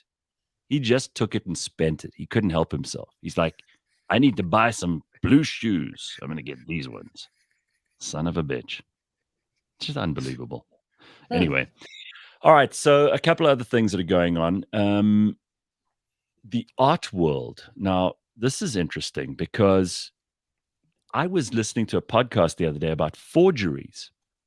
And there was this dude who I think it was in World War II or just before then, he made like a fake Vermeer, the Dutch artist Vermeer, made a fake Vermeer painting. Vermeer only made a few paintings in his lifetime. And, he didn't like produce canvas after canvas like Picasso did. And there were so few Vermeer paintings that people just assume that maybe there are some that are out there that were lost, Yeah. This guy was such a talented forger that he made this painting look so real, so much like Vermeer's work. I mean, there's some of these forgers who are just incredible. And then he sold it to, of all people, Hermann Goering of the Nazis, right? The Luftwaffe chief. Because Hermann Goering was like this aesthete. He loved to collect beautiful things. And he swapped about 40 paintings that he'd basically stolen from Jewish families in Germany. But that were real masterworks. He swapped 40 of these for this one fake Vermeer. And then after the war, these guys came and they found out that this dude had sold this painting to Goering and they were going to put him in jail, right? For like aiding the Nazis. And he said, no. I actually have all the paintings he gave me, which we can give back to the families. that one's a fake. And they didn't believe him because it was such a good forgery. Oh, wow. So he eventually had to prove that he had made that one and it wasn't a Vermeer, and he had to make another one. So he did exactly the same thing. So there were now 2 fake Vermeers, and by doing that, he eventually proved that he was a forger. So he still went to jail, but not for as long as they were going to put him in if they thought he was helping the Nazis out. Isn't that amazing? Like It is. It's a cool crime because if it looks like a Vermeer and it quacks like a Vermeer, is it not a Vermeer? Yeah. I'm just saying, like, this guy, because also, like, a different conversation needs to be had about this guy. What was with the Nazis and collecting and occult stuff and this cultural appropriation that they were just doing, where they were just collecting a bunch of Jesus stuff? What was that in that point of history? Like, they were looking for the Ark of the Covenant while they were like eradicating the Jews at the same time. I mean, the Nazis, particularly Heinrich Himmler, Himmler, they had this real hard-on for like dark supernatural art, power, occult stuff. They believed, for example, there's the spear of Longinus, which is supposedly the spear that pierced Jesus' side. The spear of destiny. Longinus, but it's the spear of destiny. Correct. And it's among the treasures of the Austro-Hungarian Empire. It's you can actually go and see it in the museum in Vienna. And they were also, apparently Hitler used to go to this museum and just stare at this thing like a psychopath for like hours. And everyone else would try to see it and he'd be like, "No, I am looking at it now." That's the question. What was that? I don't know. But they were totally obsessed with like this idea of German purity, and that there was some kind of that God had specially bestowed blessings on the German people. Of course, they conveniently ignored that the chosen people have been the Jews. Jesus was Jew. Yeah. I mean, like they were so stupid, and like, we can missing the point. But they were trying to find all these treasures. They were searching the world for, and it was mostly Himmler and the SS because they were under his command. Yeah. And he was trying to collect all these weird religious artifacts from all over the world. Very bizarre. Very, very bizarre. Yeah. But they also stole plenty of paintings. And in fact, there are Jewish families to this day who are trying to get stuff that was stolen from their ancestors out of Swiss banks. There's stuff locked away in Switzerland. There's rings, there's jewelry, all these stuff. And the Swiss are like, "No, you cannot open these bank accounts. We will not let you." Meanwhile, the Nazis who opened them back in the 1930s, those guys are long dead and gone. And the Swiss will not hand this stuff over. It's disgusting. But okay, so this is not as cool as your story, Gareth. But I took a deep dive in the art world where, Leigh-Ann, how much would you pay for a painting? Let's put it this way. How much would you pay for one of the best paintings you ever seen? Let's say a portrait of your favorite cat.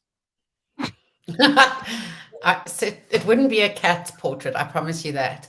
But I had a landscape portrait by a South African artist, and I paid, I think, 4,000 or 5,000 rand for that. That was the most I would spend. So there's this Danish artist who got paid 77 euros for this painting, right? For 2 paintings commissioned by this gallery. And then when they open up the canvases, they blank. That's art. I'm like, that's art now. I heard about this. Yes. And what kills me is that the museum put it up, and then they're like, "Nah, I think we're getting scammed here." And then now there were these gold framed blank white canvases. Black canvases, yeah. It's like that's what art is now. Look. And then that rabbit hole just turned down. And then there's a guy who sold for 20 grand, roughly, an intangible statue. It's like he's like, "It's here." You know what? Paid for shipping and everything. It's like, I think there are, just like in any. We were talking about NFTs the other day, and those stupid NFT paintings that are now worthless. They were like created on a computer, and people like Paris Hilton and a whole lot of other people were buying them for hundreds of thousands of dollars. Now, of course, it turns out they're all worthless. But I mean, surprise, surprise, right? There are people who really do know art, but that doesn't mean that they know everything. Like you could be a massive fan of a certain artist. You could know everything about them. And if they produced like a blank canvas, like you just told now, some idiot somewhere would think, because they're so swept up in the art world, and they all just bullshit each other, right? Like, I mean, the one will say, oh my God, this artist is, I mean, it's like a bubble. It's like a big bubble. It's like a financial bubble. There's an art bubble. And these art people will talk to each other and go, oh, you've got to see this amazing work by this French artist. He's just the most incredible. He's all the rage at the moment. Then they'll all gather around this blank canvas, and they'll be like, oh, I just think it's the most unbelievable, insightful. You show a picture of this because the breakthrough. museum put these things up. Yeah, and people fell for it, right? People fell for this because they're stupid. But it's art, Gareth. Well, this is the point. But art is so. This is the Subjective. only thing. The only rule in art is that it's like beauty. It's in the eye of the beholder. Yeah. If somebody loves, I mean, like Piet Mondrian, who was this famous modernist. He's the one with the blue and the red and the yellow squares and the black lines. You've seen those. Yeah. I mean, anyone with a ruler and some like, chalk paint, really, and a plain white, anyone could paint those things. Sure, the patterns are interesting. These things are worth hundreds of thousands of dollars, if not millions of dollars. And I promise you, like a 15-year-old with a long ruler and some like acrylic paint that you could buy at the hardware store could paint these things, and they would be indistinguishable, except they don't have the Mondrian signature in the corner. Yeah. You wouldn't even have to be a brilliant forger to recreate the stuff. And it's amazing to me that artists will go, oh, that's just so incredible. That's the most beautiful thing I've ever. And you look at it and you go, but okay, guys, so you have to show a picture of this. Am I not seeing what you're seeing? I mean, it's just mad. You have to show a picture of the banana on the wall that's sold for 120 grand. Yeah, I'll and show it you. increased in value. An actual banana on the wall. Yes, an actual banana. Because you see now it also grows in value, Leigh-Ann, because it's gonna mold and it's gonna change over time. And that represents, it's gonna represent the state that you're in for wherever you're viewing it in the room. Guys, this is the dumbest thing ever, but here it is. This is the banana on the wall. It's with a piece of duct tape. This thing has been this is it. This is like, how much do they sell that for? $120, $120K dollars. That's it. $120,000, everybody. This is a mental illness. Jeez. But like, if you look at the duct tape, Gareth, it shows like how society and the earth is being held together. Don't come with that. Nobody believes you. Come on. Right? I mean, do me a favor. If you bought that, you deserve to lose your money. And it's like people. It's like when Ryan, the producer, went and bought Prime, and it cost like $700, and then like 2 weeks later, it cost like 40 Rand or whatever. Yeah, $35. I suppose if something is hyped up, and it's not just Ryan, there are lots of people who fall for this stuff. Smart people, not dumb people. They lose their money betting on dumb things. This is always the case. I mean, there was a tulip bubble once back in the 1500s, where the price of a tulip went so high because they became like the most in-demand item that people could possibly want. There was a tulip bubble. You can look this up. And people were like the tulip bubble burst. And then all these people are like, oh no, what are we going to do? We've sold all the tulips. We have got no money left. These tulips are not worth anything. It's mad what people will do, right? Yeah. But oh my God. It's only in hindsight sometimes that we see these things, like with the NFTs. Wow. It makes me, I want to cry, Let me show you this Piet Mondrian. This guy. This drives me. It's crazy. I remember seeing this when I studied art at school. I was like, oh, okay, this is definitely a piss take. And the teacher's like, no. No.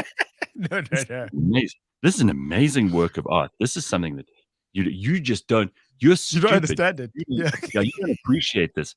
And I thought for a minute, maybe I am dumb and maybe I just don't get it. And, it took me for a little while, I was a bit insecure about, am I a Philistine that I don't have an appreciation for art? That is, It looks like the Studio Live from L'Oreal logo. Yeah. yes. And some of the Studio Live from L'Oreal. some of the lines are not even like that square on the bottom left. I mean, that's not even in line with the rest of it. But that's the art, Gareth. You need to Oh. understand that there's always a Oh bit of my God. imperfection in perfection. No, come on. Are you having a laugh? I'm having a gaff, right? Yeah. Yeah, exactly. Listen, may we all, Leigh-Ann, Bakh'abantu, and I, and everybody in the comments section, may we all come up with some absolute piece of shit and be able to sell it for hundreds of thousands. Oh of no, dollars. that won't be hard for Leigh-Ann. Like she can't wait. I'm gonna color in a barcode. Goodness me. That's it. Color in a barcode or tape something to. They made a toilet. They spray painted a toilet gold and sold it for like thousands and thousands. Did Trump buy it? Well, I think it had something to do with him. Like they named it the Trump toilet or whatever. But unreal. I mean, listen, if you can do it, good for you. Yeah. There's going to be someone dumb enough to buy it, and you deserve the money. That's all I can say. All right. We've got some weird economic indicators over the years, and the latest one shows a decline in spending. Leigh-Ann has got some info on this for us, and it's always important. I watched a brilliant video over the weekend of Ray Dalio explaining how economies rise and fall and how, world order changes. You have certain nations that rise and become like great empires. And basically, the purpose of this video is he's busy explaining how America is in decline as an empire. Okay, which was not a surprise to anybody because they've kind of hit their top and they're on the way down. And it's patently clear to everyone that the American empire is on the decline. But what's next is the question, right? And people are betting on China. Some people are betting on India. Some people are saying, no, it's not too late. America can arrest the decline. But we've got to pay attention to these things. So what do you got for us on spending? Well, I mean, just like the tulip bubble, but everything from lipstick purchases have often been a great insight into how the economy is functioning. Men's underwear, if men aren't buying their underwear often, it shows economic decline. Yeah. Cardboard boxes. Did you know about the cardboard boxes one? No. If the purchase or the trade in cardboard boxes is not doing well, it means that the economy is on the decline because it's purely indicative of, delivery of goods to warehouses, to stores, people, it means that they're just not spending money. There's no demand. And at the moment, what they're using to measure this by is plastic surgery. So in America, plastic surgery has plummeted after there was a bit of a boom during the pandemic. Mm-hmm. Because people had a lot of savings and they were seeking out these procedures at higher rates. And now it's just all stopped. Everything from tummy tucks to rhinoplasties, Botox, all down by 60% compared to at the start of the pandemic. Obviously, people were going for their procedures while there was lockdown because they could just recover without anyone seeing their faces. But yeah, this is like the latest measure that people are using, this indicator, to diagnose a recession, basically. No, Slippery Pickle says spending is down because everyone is broke. Obvious. That's a great metric, Slippery Pickle. Wait, so when you said men... No, he's right. And all of these things that Leigh-Ann's talking about, I mean, if people aren't, if cardboard boxes also show you that people are moving. They usually, they're moving from one place to another. So it could be that they're upwardly mobile. They're moving from a, crappy neighborhood to a better one, or they need to pack up their stuff. could also be an indicator that things are not going well if you sold a whole bunch of cardboard boxes, because people might be moving to less expensive places. Although generally, if they're not moving, it means they're holding on to what they've got. So that would make sense. And I just think it's appalling. Like if guys aren't buying underpants, I mean, you know. It's interesting because it seems as if what it's saying is that women will buy underwear regardless of what's happening with the economy. But when men stop buying underpants, then things are dire. But like, how often do guys change their underwear? Like the regular. By the way, I got to say, for women, it's too late. By the time you see his underpants are full of holes, you've already gone too far. It's like you've got to get out of there. It's just a disaster. Yeah. But whenever I think about guys' underwear, there's this episode on Curb Your Enthusiasm where this guy is apparently like a great chiropractor or something, but he doesn't have any clients. And because of his underwear, it's like this stringy, it's barely holding together. It's basically a spider web. Just It's like a corpse, like a mummy. I mean, like, guys' underwear, it doesn't get seen as much. Women's bras maybe, they make more of an appearance than a guy's underpants does. I think generally, maybe you get like a little bit of the waistband, and if that's all frayed, I do think it's a bad advert for you. It is. It is a bad look. And listen, I mean, men's underwear is because women's underwear is very expensive, and we know, if you really want to get the great stuff, Leigh-Ann, you could back me up on this. You want to get a perfect fit. You want to get really good fabric. You've got brand names. It's expensive. Look at shapewear. Shapewear is a huge industry, and I mean, you can pay 2,000 Rand for a good bra. And men's underwear is getting expensive too. But like we have like the Calvin Kleins, of course it's getting expensive. Like we all have to look like David Beckham in that one poster. Right. You go home with some girl who's impressed with you up to then, and she sees that you're wearing like holy underpants from 3 years ago. She's gonna hightail it the hell out of there. She's gonna make a quick about turn and get the hell out of your house. Yeah, like, especially if they were tighty whiteys, but now they're like loosey gooseys. And they're brown. Yeah, they've got suspicious stains. Yeah, you got to get rid of those. I do an annual underwear cleanup where I just go through I go in my underwear drawer and I just throw out anything that looks even, if it's black or it's white underwear, if it's black, sometimes it starts to like fade. Or like pull. Yeah. And if it's white and it's like not looking white anymore, get rid of it. Not good. Even if it's just for you. Let's just imagine for a second that it's not for anyone else. It's just so you could feel clean and comfortable. And, as a guy, I mean, you really, it's just about comfort and other people usually, right? So if you're wearing comfortable underwear, you're usually happy and comfortable. You wearing scratchy, horrible old underwear, or something that they like wear in Afghanistan, it's going to make overstarched. It's going to make you very crabby at work. Yeah, well, I mean, you've got to look at the fact that anything could happen. My gran always used to say, make sure you're wearing matching underwear because you could end up in hospital in an accident. You never know. Yeah, I also got that. Like, make sure your socks don't have holes, and then make sure you're wearing good underwear because what if an accident hits you? Wait, what? is that the measure? Is what the paramedics can say? Well, but now that I've seen he's got holy socks and underpants, I'm not going to save him anymore. That exactly. I was like, Gran, they're going to cut off your underwear. Never mind. Right. Exactly. But they need to cut off your good underwear. Yeah. But like, I don't know if this story is true, but like it's like an old wives' tale. Apparently, like, how bikers wear their jackets inside out. Do they? Because of the wind. Yeah, like they wear like their jackets inside out. Let's say wearing a leather jacket and they wear it like back to front because they don't want the wind going up to like the puffy look. So apparently this guy once got into an accident and then the paramedic rocked up to the scene. He's like, yo, this guy, like, let me just fix him. Because he's like back to front. It's like, oh no, you're kidding me. No, I don't know if it's true. I don't know if it's true. Yeah, he thought he's throwing like twisted around. So he's like, hey, we can't let like people, like we can't let the family see him like this.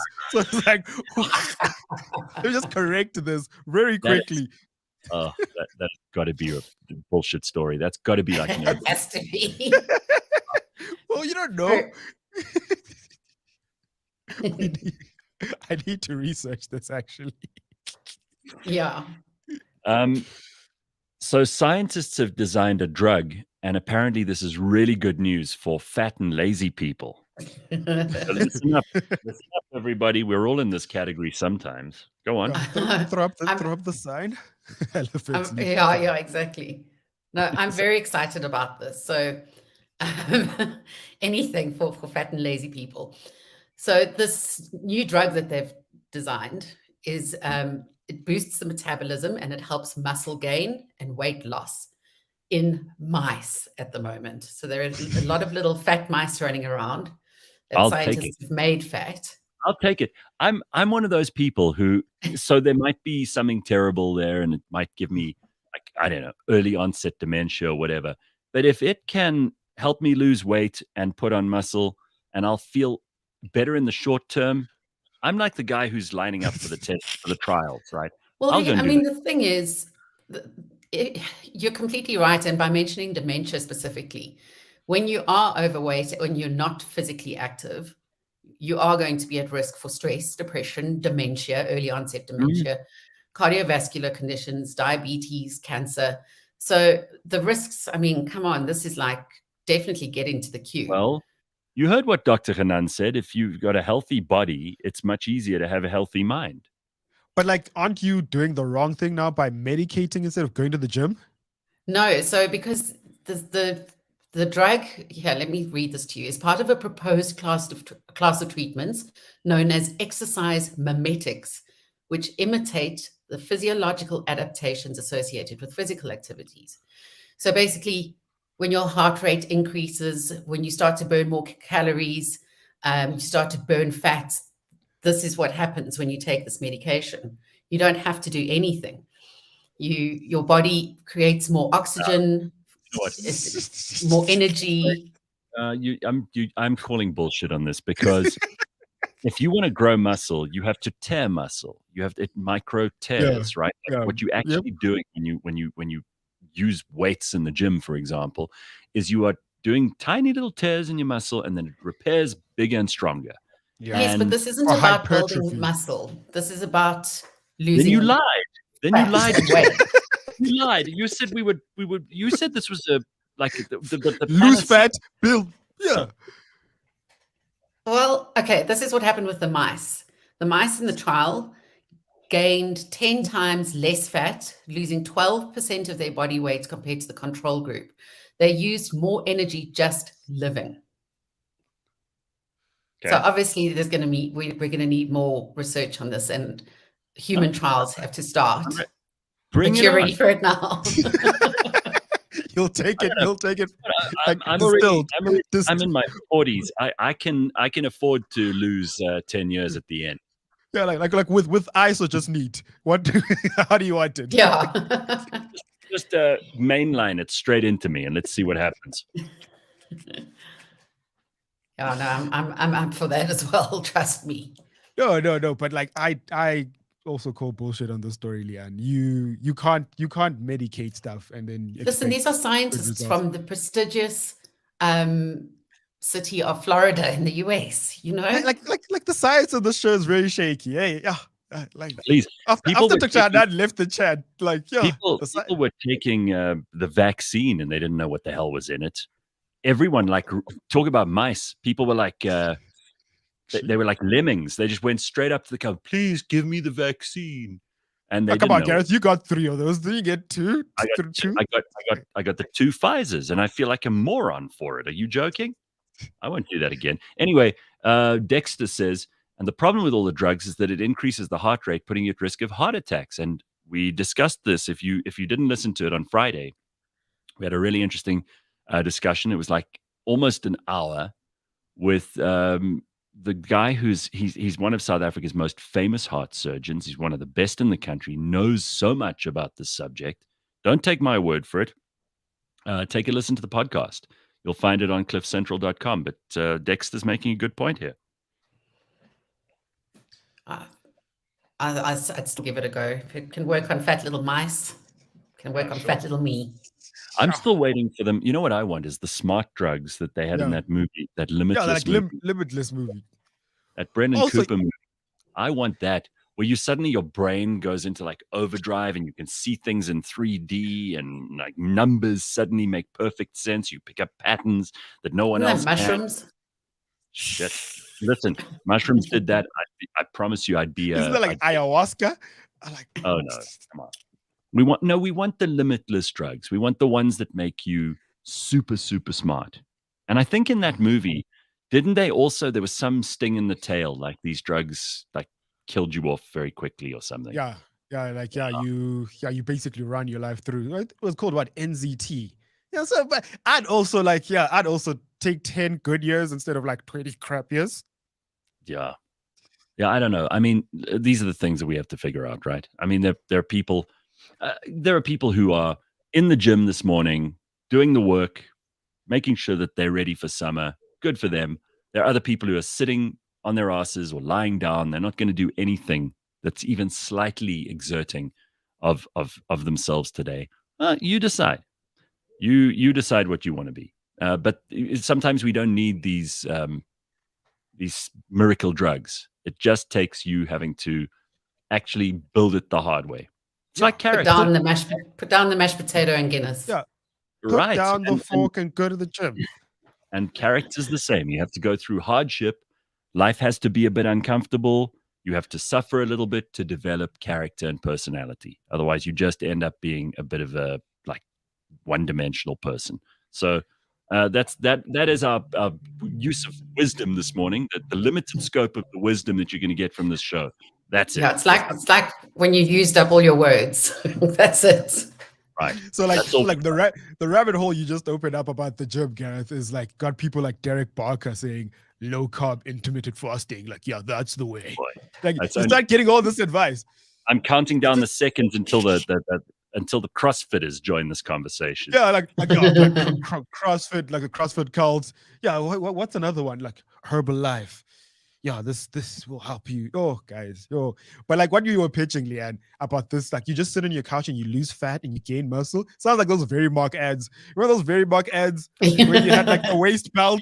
It's like, yeah, sit at home, like with your things vibrating. that shock you. Yeah, like, just put them on and then like, boo, boo, boo. No.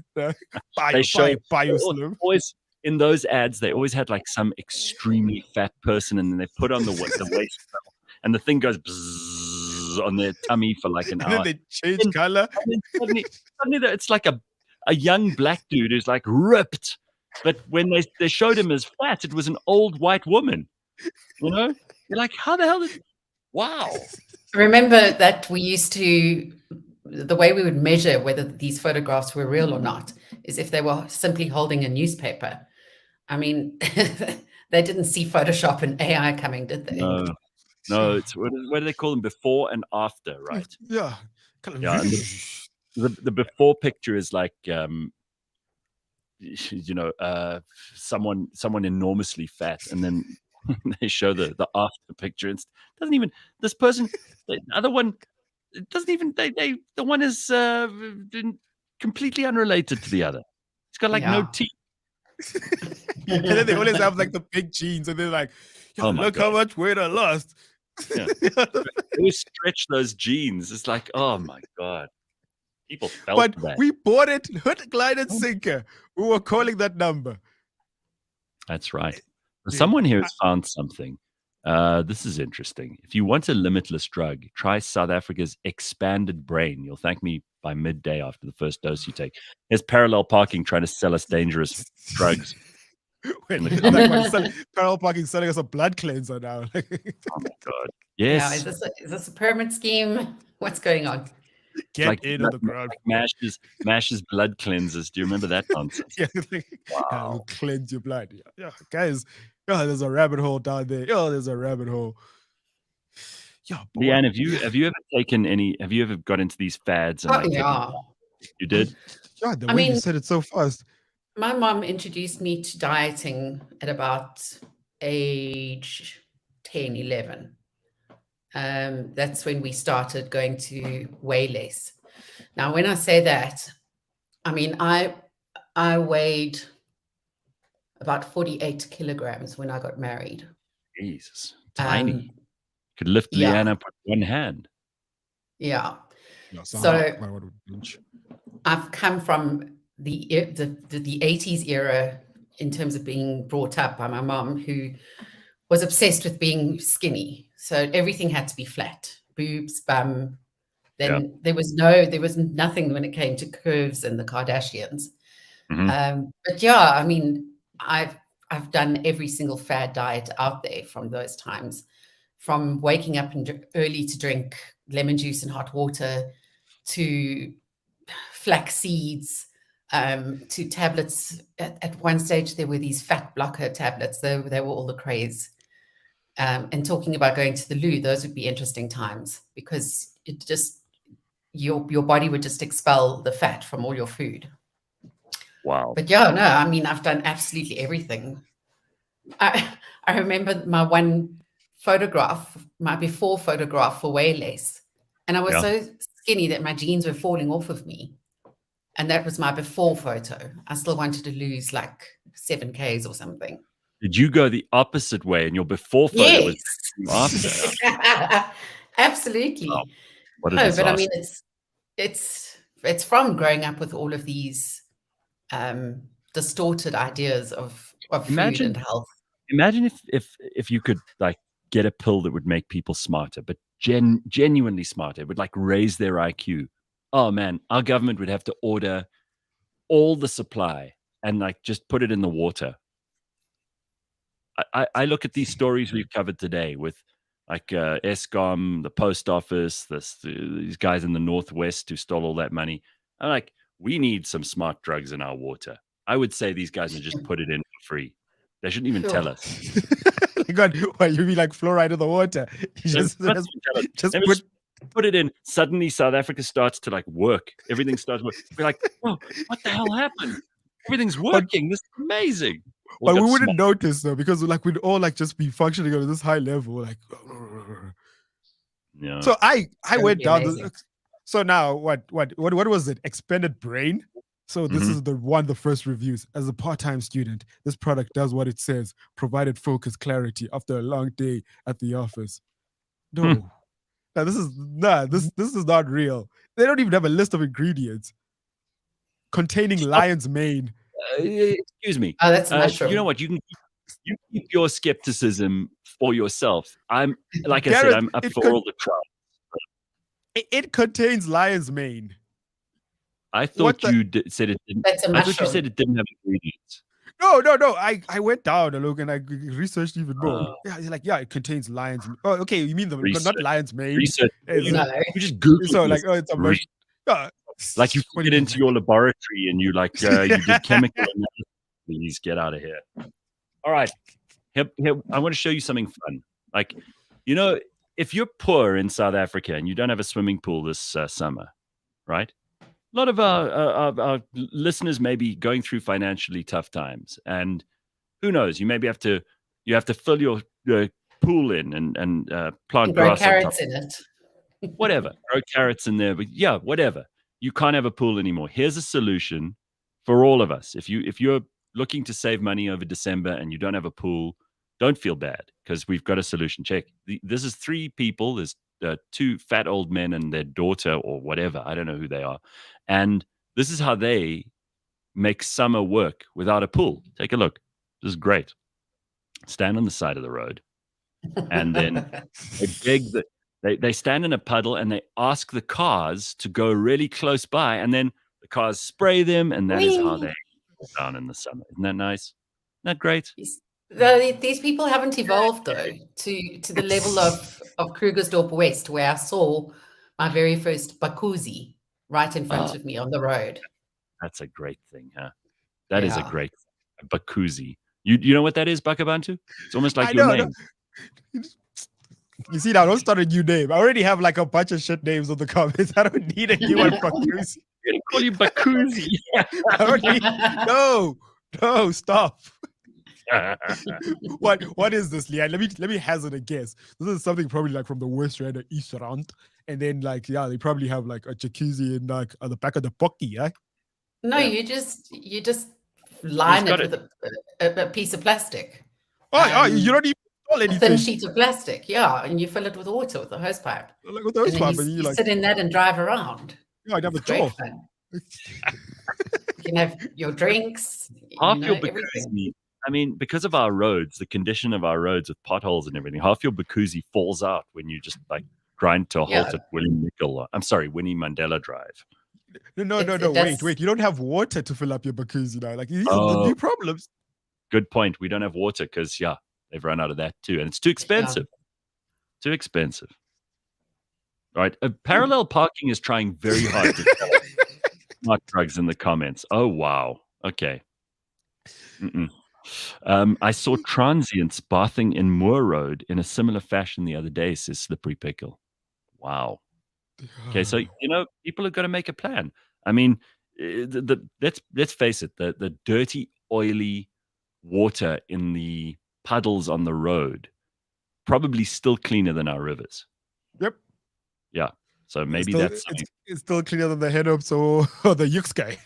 Hey, Richard says you can buy a posh bakkuzi insert for your bakkie where it's actually like molded to the bakkie. So you don't have to put the tarpaulin in the back, Leigh-Ann, like a peasant. You can actually go and buy the proper one. Oh, nice. That's exciting. This man is an expert in this stuff. Like, I see. Why And, do you want that? KB says we have potholes. We can do a bakkuzi. Yeah, the Even way better. big, yeah. That's clever. No, there's some big potholes. You could probably you could even go underwater in some of these potholes. But have you seen the one okay, this is like a serious story. Somewhere in the East Rand, like Boxburg, there's like a sinkhole that just keeps growing. And it keeps growing and growing and growing. And they don't know what's happening, but no one's fixing it. They're like, no, it's been happening for like a year now. Guys, get to fixing it. I want to give props to my local municipality, because we have a road here where a sinkhole opened up last year sometime and like swallowed half the road, just half the road. And luckily no one drove into it or anything, but they closed the road it's probably been closed for about 6 to 8 months. And they opened it the other day. It's back. They've fixed it. The road has been fixed. It's open. You can drive down it. It's fantastic. I'm so impressed that something. It does happen. Something in my neighborhood was fixed. I'm blown away. So you don't need to change the name. You just need to fix the road. Yes. This is a great idea. We should tell people about this stuff, Gareth. If only the politicians would learn from the one good thing they've done in my area. It'd be great, right? Did they get the credit? Did they finally get rid of the trash in the roads? Unbelievable. All right. One last thing quickly. Leigh-Ann has some advice. Why sitting at the bar is the ultimate restaurant hack? What is this all about? It's so strange. I dated someone who, when we walked into a restaurant, he would head straight for the bar, not for the drinks, but because he knew that that's where we would get the best service. And I was skeptical at first. And also, I don't like sitting on these tall bar stools. I'm short, so it's not comfortable. But if you do, there's so many benefits. Like, we would end up making friends with the bartenders. We would end up making friends with the restaurant owners, the waiters, because it's usually only you there. And you can slip in a quick, can I have a so-and-so? You don't have to wait. Do you eat at the bar? You yes, used to eat you can. as well. Yes. So there's no reservation required. That's number one. Okay. Your bartender becomes your guide for all good things, whether it's in the restaurant or in the town that you're in, especially if you're traveling. You can often have like a bar menu. So you have these like quick, less expensive food that you don't have to sit and wait for. You order right away. So it's actually, it worked really well, especially when we were traveling. I remember being in, where were we? The Seychelles, and we befriended a barman this way. And he gave us all the tips on touring without, having all the tourists. So doing what the locals do. We went fishing with a local fisherman, just the three of us on a little boat. He taught us line fishing. We ended up having a beer at someone's house. It's just like your whole world opens up. It's really cool. And I suppose the bar is also, it's like the most happening place in the restaurant, right? I mean, you've got tables and some of them will be interesting and some of them would be boring, but at the bar, there's always activity. There's always stuff going on.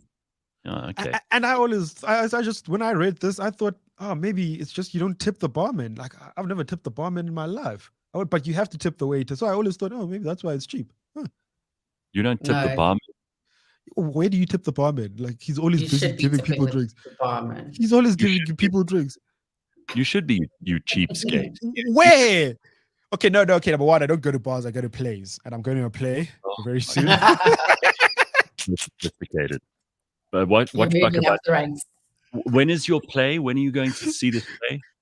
So opening night is what, the 3rd? Oh. Yeah, so it should be tonight. Yeah, it's gonna be happening. Right. It's John Carney. It's a John Carney play. Ooh, you see, these are big names. I'm rubbing elbows with some serious people here. You see now. Like you said, Gareth, you could wake up and choose to sit down and be on a podcast with Gareth Cliff, or you could go to a play that stars John Carney, written and stars John Carney. No, well, we'll see if you've become an unbearable pain in the ass after watching one play. That does happen. You know, people next get going to art galleries. Yeah, next thing you'll be telling us about like blank canvases as if it's the greatest thing you've ever seen. I can't wait. All right. Okay, so someone has to tell me like what's going on with the EFF. We've done no news today, but I saw the Sunday World headline is Julius Malema saying, "I will mop the floor with Shivambu."